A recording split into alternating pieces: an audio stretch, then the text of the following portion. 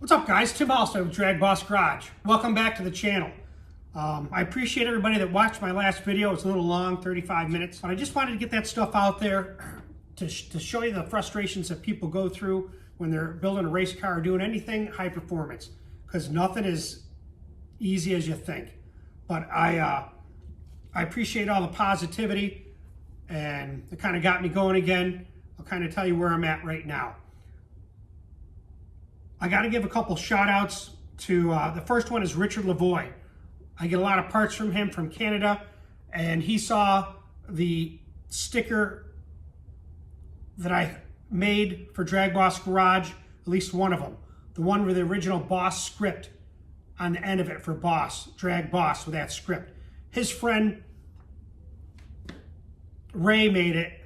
He's from Canada. So I'll get his name and I'll put it on the sheet. He made that custom for me, and it's something that I just envisioned. There's so many different stickers I can make and other merch, which I'm going to be working on. So again, Bill Fiorati, thanks for hooking me up with the positivity to get moving on that. But I ended up buying a bunch of these little envelopes, these little cardboard envelopes. They work great for the stickers. And Richard had seen that sticker, so he sent me a few down here. If you can see them. I mean, these things are killer. I love this one, Cobra Jet. Now these are 4 inches, and the ones I ordered are 3. So I just got to figure out how much to charge for them and the shipping and all that business. I'll get it all worked out. But now looking at these, I know I need something bigger. So there's more in store. These cool Ford drag stickers, you can check them out. So another big shout out to Darren Morgan.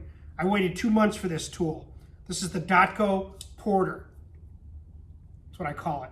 It's really an air tool, like an air Dremel. It's a porting tool though, grinder, whatever you want to call it. But I'll tell you what I like about this, and what Darren was talking about, is it's got a nice little lever that you can work, but it's got this area to hold on to work things over, you know, when you're using it. So now I can get porting that Holly intake. Darren said he couldn't blend any valve seats, and I think how he's phrased it, without one of these. Tell you a couple things. I just got off the phone with Ben Almeida. He's gonna do a live chat with me. We got a project we're gonna work on together. He's a smart man. So check out his channel. I got the parts now from Mark Menscer for the coilovers. So let me show you what I got, and then you can kind of see where I'm gonna try to take this apart and just kind of mock it up, or to see what it needs to get worked out. Because my chassis guy, JP, saw the video of the frustration and saw what I had to do. He said, listen, Tim, we can take care of this. Let me come up there and help you at your shop. That way you don't got to bring the car back down. So I said, all right. He said, you get the parts and we'll start working on it. So let me show you what I got. So here's the spring here. I love this, man, and it's pretty light. And it's from Mark Menscer Motorsports. So it's the coilover spring. I think he said these are 450-pound springs. And then it comes with, he sent me the parts to install it onto the shock for the bottom and the top. And then there's like a retainer. I don't know how it goes. We'll kind of just take it apart and see what we can figure out. But here's the coilover, or here's the shock here that I've been using.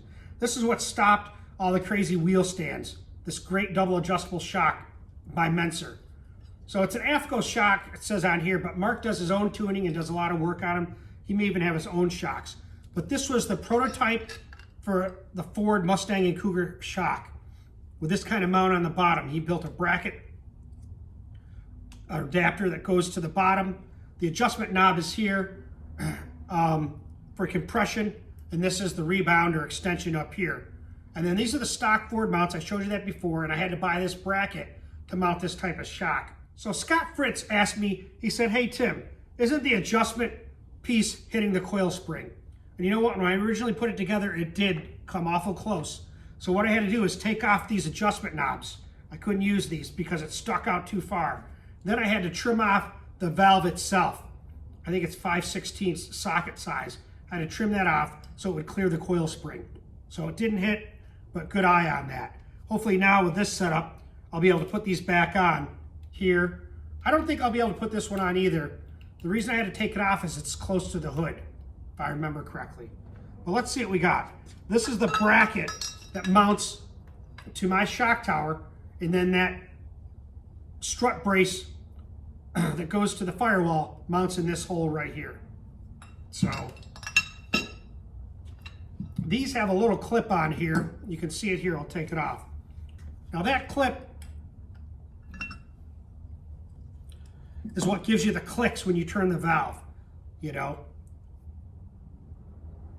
I have a live chat going on tonight, 5/3. Hopefully I can get this video up there with Lake Speed. We're going to talk about oil analysis and the oil analysis from the Cougar when we dynoed the engine. That was in like November 6th of 2021. I know, it's crazy. It's been a long time. And then it sat for quite a long time. But we'll go over the oil analysis and see what you guys think. He'll talk about that. Also, you can oil analyze transmission fluid and differential fluid, rear end fluid. And we'll take questions, and he's a great tech guy. So I appreciate that, Lake Speed. Now, one thing people think about when you tighten down these rubbers for the shock is they don't have to be compressed so tight you're cracking the rubber. That's way too tight. You just want them snug to take out the play, and that's it. And I like to be able to take stuff apart by hand.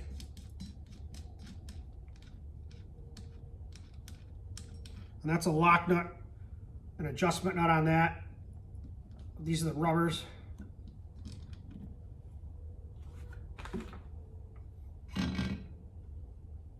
And that's the regular stock type mount that's chrome, and then I got that. I don't remember where I bought it. Might be AFCO or something, that shock adapter.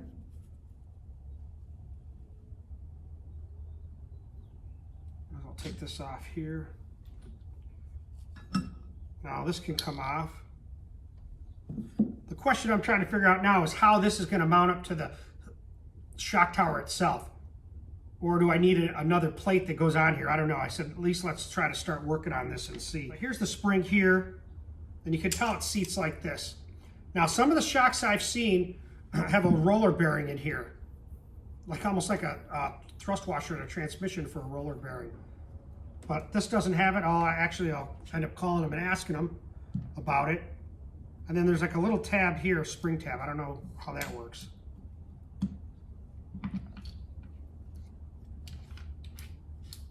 Now, I saw some people putting a lot of lubricant on here like never sees. I'm just kind of mocking this up. Oh, I hear how that clicks. I like that. That's that little roller thing.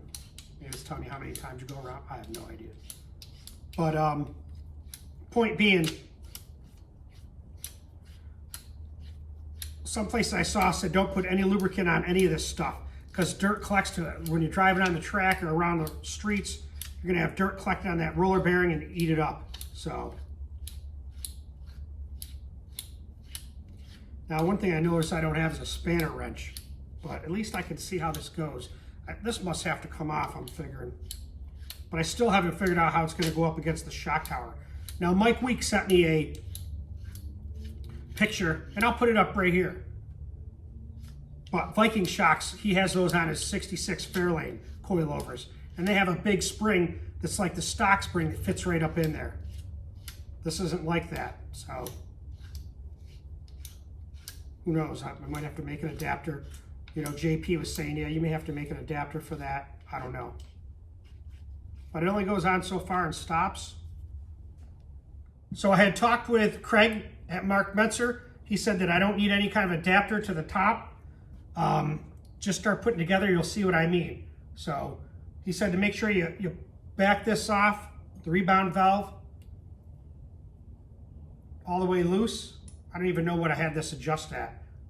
1, 2, 3, 4, 5, 6, 7, 8, 9, 10, 11, 12, 13, 14, 15, 16, 17, 18, 19, 20, 21, 22, 23, 24, 25, 26, 27, 28, 29, 30. I don't know if that's right. 36, 37. Yeah, okay. 36 or 37.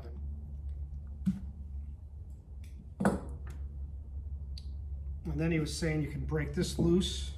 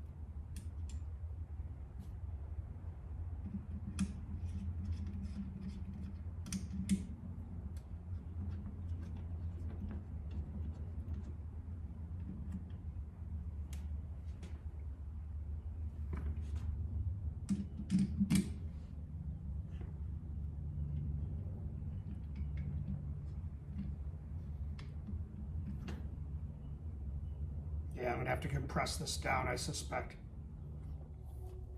Well, you know me and springs. Last time I had an issue, had a little damage to the thumb, but it's better now. So I couldn't resist. I had to get this thing at least to see if I could get together. So like with my transmission parts, this old drill press comes in pretty handy. So I pushed down on this a little bit just to kind of get it threaded. A little bit leaning in a little bit. And I was able to get this screwed in. So it doesn't have a lot of pressure, Bill. Bill's like, man, you're gonna kill yourself. But yeah, look at now, which is good. And now hopefully I can tighten it up with a wrench and we're good to go. Oh yeah, nice. I need a break right about now.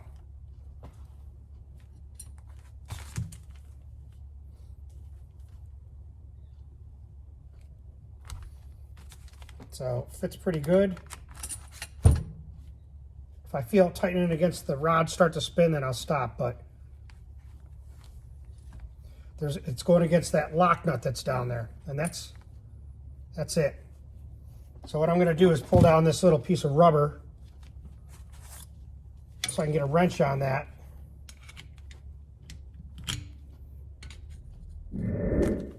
So I got that in there. Actually, the wrench fits in there. Now hopefully I can just snug this up good.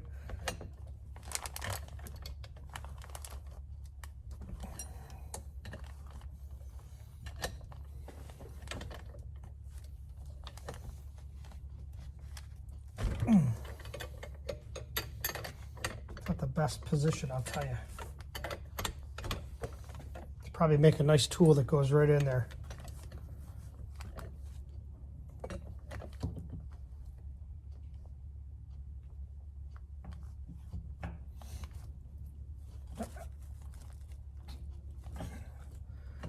Tight as it was, I can tell you right now. So that worked. Well, there you go. Nice. I'll have to weigh everything and see, because I took off 43.8 pounds off with the control arms, those springs, and the roller perches. Now I'm going to need those back on the control arms, so we'll wait to what I'm putting back on, and we'll take the difference off. But yeah, check that out. Nice. So let's put this back in, the little clicker thing.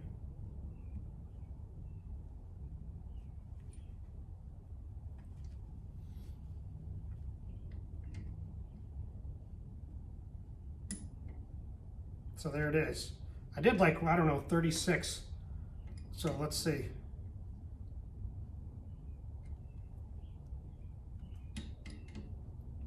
One, two, three, 4, 5, 6, 7, 8, 9,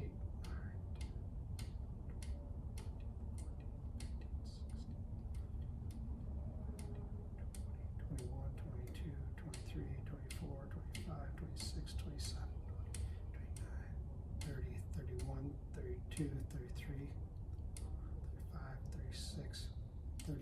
So that's about where it was. So we'll look and see what his instructions are. I got some shock information from him, so hopefully he can come on and do a live chat. So let's pull this back off. We don't need that on there now.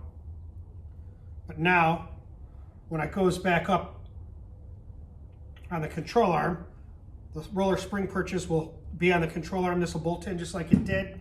This will go back on like that. But actually, when it's going up in there, this will piece will go next for my strut tower braces. And then these two lock nuts will go on. So in reality,